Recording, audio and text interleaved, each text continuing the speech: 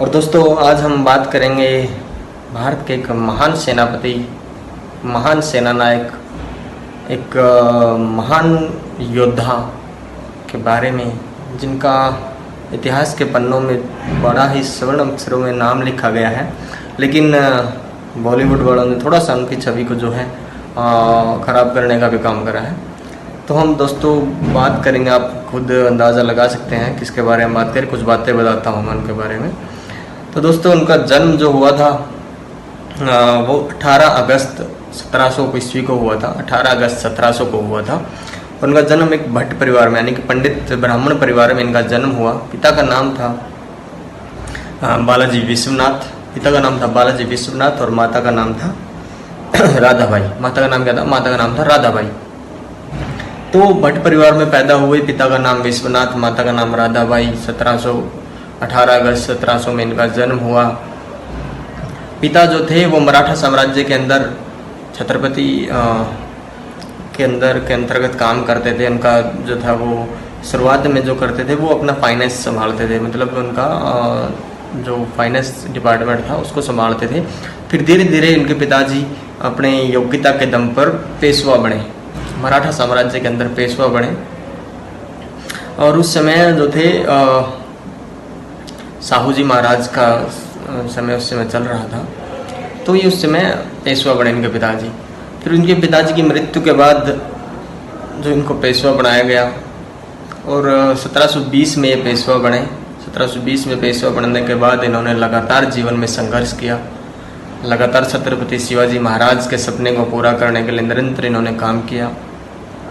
इन्होंने अपने जीवन में बहुत सारी लड़ाइयाँ लड़ी और ये एकमात्र ऐसे योद्धा, अगर मैं कहूँ, जो अपराजित रहे, जिन्होंने जीवन में कभी हार का सामना नहीं करा, जिन्होंने हार का स्वाद कभी नहीं चखा, वो थे पेशवा। ये पेशवा थे जिनका नाम है पेशवा बाजीराव बल्लाल भट्ट। पेशवा बाजीराव बल्लाल भट्ट, आपको पता ही है कि मराठा के अंदर या हमारे देश में अपने नाम के साथ में पिता का नाम लगाया जाता है, तो पेशवा बाजीराव विश्वनाथ भट्ट तो ये थे। और इन्होंने अपने जीवन के अंदर बहुत सारी लड़ाइयाँ लड़ी। इन्होंने अपने 20 साल के कार्यकाल में 1740 में इनकी मृत्यु हो जाती है और 1720 से 1740 के अंदर 20 साल के अपने कार्यकाल में लगभग 41 लड़ाइयाँ इन्होंने लड़ी, 41 युद्ध लड़े, जो सारे के सारे ये अपराजित रहे। इनको कोई पराजित करने वाला उस समय भारत में अंदर पैदा नहीं हुआ था जो इनको हरा सके, युद्ध के मैदान में इनका सामना कर सके, इनकी तलवार का सामना कर सके। दोनों हाथों से तलवार चलाने में ये निपुण थे। इतने खतरनाक योद्धा हुआ करते थे कि दिल्ली का सिंहासन, दिल्ली की सल्तनत इनके नाम मात्र से कांप जाया करती। दिल्ली का जो सुल्तान हुआ करते थे इनके समय में, वो उनके नाम मात्र से कांप जाया करते थे। इतना खौफ बाजीराव का हुआ करता था। एक छोटी सी घटना मैं आपको बताता हूँ। दिल्ली के एक सुल्तान हुआ करते थे। दिल्ली के सुल्तान का नाम था मोहम्मद शाह रंगीला, सुल्तान मोहम्मद शाह रंगीला। तो दोस्तों सुल्तान मोहम्मद शाह रंगीला का दरबार लगा हुआ था दिल्ली में और उनके दरबार में बात चल रही थी कि आजकल ये जो पेशवा है जो बना है, मराठों का जो पेशवा बना है, इसका नाम जो है आजकल काफ़ी सुनने को मिल रहा है। क्योंकि राजा उस समय जो मुग़ल के राजा थे, जो वो युद्ध में तो नहीं जाते थे, उनको खबरें मिलती थी कि आजकल कौन सी शक्ति जो है भारत के अंदर पनप रही है, कौन सी शक्ति का ज़्यादा विकास हो रहा है। तो उनको पता चला कि पेशवा बाजीराव नाम से कोई पेशवा बना है मराठों का, जो बहुत ही शक्तिशाली है। और तो उसके बारे में पेशवा के बारे में बातें चल रही थी। तो दरबार में किसी ने कहा कि क्या है पेशवा, को छोटा सा बच्चा है, 20-22 साल का लड़का है, उसको हम पकड़ के आपके सामने ला देंगे, उसको तो हम मार देंगे, उसको तो हम ये कर देंगे। मतलब पेशवा की उस समय बुराइयाँ हो रही थी दिल्ली के दरबार में। मोहम्मद शाह रंगीला बड़ा खुश था कि कुछ नहीं है, कोई बात नहीं। तो मोहम्मद शाह रंगीला खुश हो रहा था। तो ये बातें जो हैं ये पता चलती हैं पेशवा बाजीराव को। तो पेशवा बाजीराव को ये जब पता चलता है कि दिल्ली दरबार में उनके बारे में बातें हुई हैं, तो पेशवा बाजीराव मात्र 500 घुड़सवारों को लेकर दिल्ली की तरफ कूच करते हैं। सतारा महाराष्ट्र में आपको बताई है। सतारा से दिल्ली की तरफ कूच करते हैं और दिल्ली पहुंचते हैं। जैसे ये खबर मिलती है दिल्ली के सुल्तान को, दिल्ली की सल्तनत में जब ये खबर पहुंचती है कि पेशवा बाजीराव दिल्ली पर आक्रमण करने के लिए आ रहे हैं और 500 घुड़सवारों के साथ आ रहे हैं।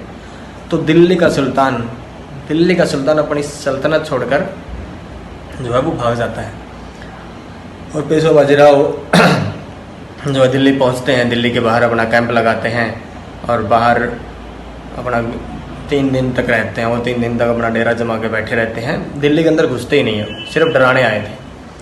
तो दिल्ली का सुल्तान 3 दिन तक दिल्ली में घुसा ही नहीं।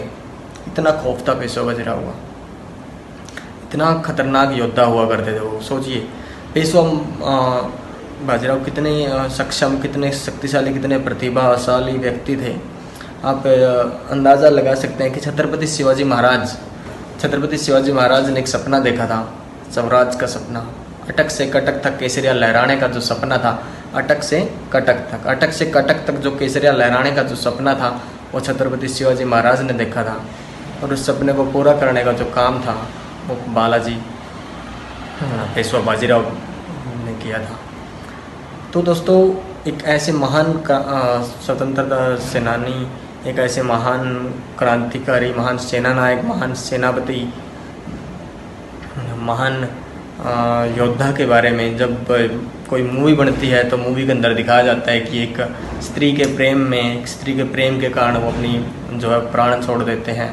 तो ये सब दिखाया गया है। तो दोस्तों इससे इतिहास आप नहीं सीख सकते हैं। अगर आपको इतिहास के बारे में जानना है, इतिहास समझना है, इतिहास पढ़ना है और इतिहास के अंदर आपकी रुचि है, तो आपको किताबों का सहारा लेना पड़ेगा। आप बुक्स पढ़िए, आप भारत के इतिहास पे बहुत सारी ग्रंथ हैं, बहुत सी किताबें हैं, आप उनको पढ़िए या अच्छे टीचरों को आप सुनिए, उनसे पढ़िए, तब आपको भारत के इतिहास का वास्तविक ज्ञान होगा। और जो मूवीज़ के अंदर इतिहास दिखाया जाता है, कृपया उस पर इतना अमल ना कीजिए। वो मूवीज़ हैं, आप उसको मूवी के तरीके से ही देखिए। धन्यवाद दोस्तों। अगर वीडियो अच्छी लगी हो तो लाइक ज़रूर कर दीजिएगा और कमेंट में बताइएगा कैसी लगी है। धन्यवाद।